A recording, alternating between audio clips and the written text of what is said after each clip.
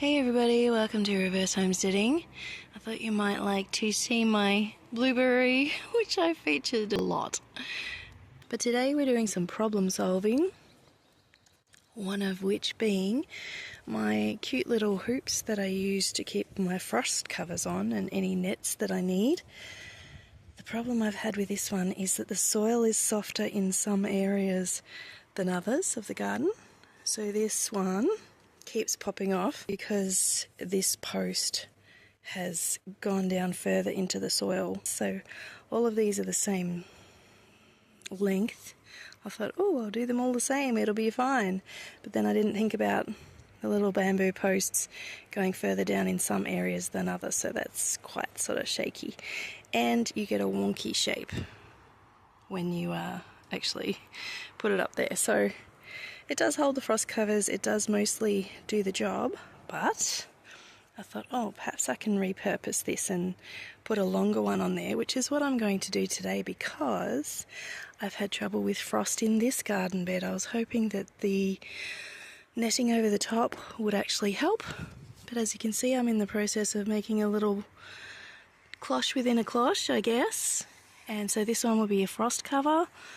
The silver beet and everything else in here seem to be fine. The cabbages, as you would probably know, have been fine. The cauliflower, even the cuttings of olive trees have been fine up there at the end of the bed.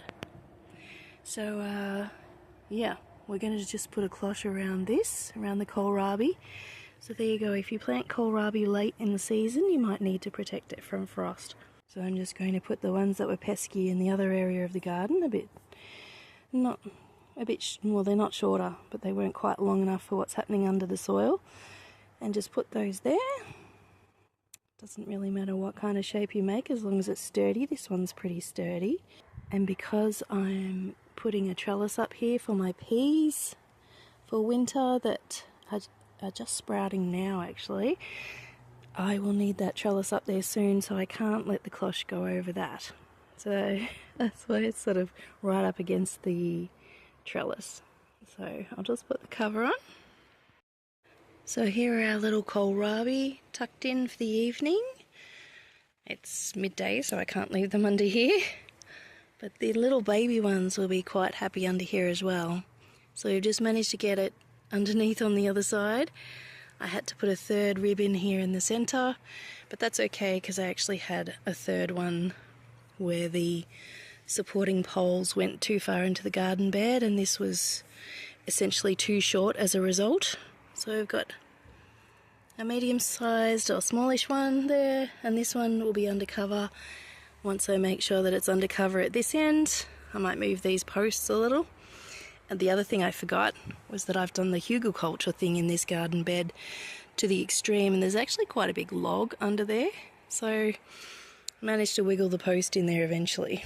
So that's that. Hopefully it'll be fine this evening once I put it back on for the night session of frost or no frost, and another problem solved in the garden.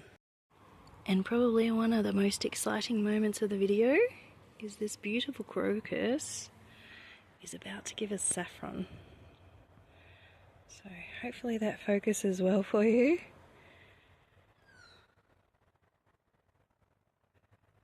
How beautiful are those colours? So pretty. I don't have a lot of sunshine. I'll show you in the sunshine. So pretty. I mean, just the flower itself is pretty, but what's inside there is saffron. Homegrown organic saffron. Well, organic as the shops allowed it to be. Next year it'll be even more organic. So I'm just going to set it down and get the saffron out of the centre. So I've brought out my mum's little noritake dish for the exciting purpose of doing this.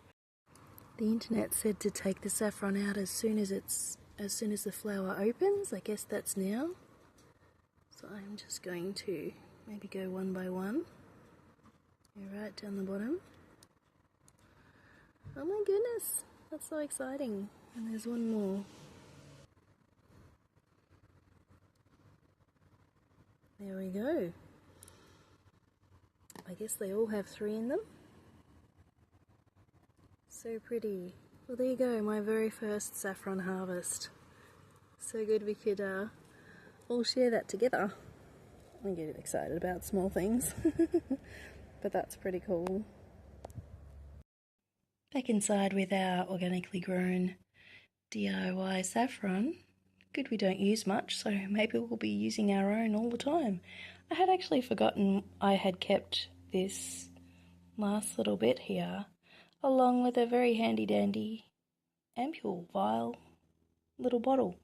So I'll be keeping them separate, but I will use the shop bought, and then we can have our own in there. So don't forget to dry it before you put it away until it's properly dry. I would say a week or 2, just to be sure. And normal temperatures. It's winter at the moment, so just take humidity, etc. into account wherever you live. Back out to the garden. One of my little buys yesterday was continuing to slowly purchase strawberries. This one's quite cute. It's another one of the sweetest varieties. So once you have runners coming out, you can make a lot more plants. So that's why I'm slowly buying strawberry plants, hoping for them all to do the runner thing. Could be just because it's winter, but this variety is the one that I will end up with the most plants from for that reason. So we shall wait and see till spring.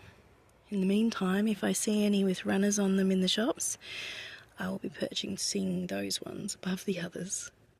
Yesterday I went out with my granddaughter and she was quite tired. She'd been awake a lot of the evening the night before, and she fell asleep sitting up in the trolley. And that's when I found out, after I'd purchased these, that there are a lot of low signs in my local shopping centre. So I had a sleeping baby in my arms. Well, she's nearly 2, and trying to get through the shopping centre with these delicate, not really bare-rooted trees, but end-of-season trees. But they were a bargain. So this is a Granny Smith, as you can probably see. And that was $30. I've been watching them, they're usually a lot more. See, there you go, that was $45 Australian beforehand. So you can see the graft here, so it's a real one. But I'm a bit kind of concerned about these bud tips, because they're coming out. I'm guessing these are flowers. I mean, we're barely over a week into winter and we've got flowers coming. So perhaps that's another reason why it was marked down, because they might have had trouble dealing with it later. And here is my cherry tree stick. Can you guess how much this one was? I can't believe they were selling it. I'm guessing it was a new person or someone who didn't quite know how to cut them back. Maybe I'm wrong, but I know I can fix it, so perhaps this is how you do it for winter. Guessing that it could have been broken in the shop and maybe they just thought, oh, we'll just sell it. $10. It was $47.25, which is an $47.23 perhaps, which is a very odd price. But for $10, why wouldn't you plant this? I'm guessing it'll put laterals out here and it'll be very easy to espalier because it doesn't have any side branches. So the last thing that I really want, although I'm not going to say it's a final list, is an eating apple. So yeah, it could be a Jonathan. You can get pink lady apples now. Just noticed that there was a leaf on there not too long ago. There's a tiny little leaf out the top. Goodness, I'm going to have to look after this one. I might have to put a frost cover on it. Ah, goodness. So many frost covers needed once you start protecting plants. There are even more to protect.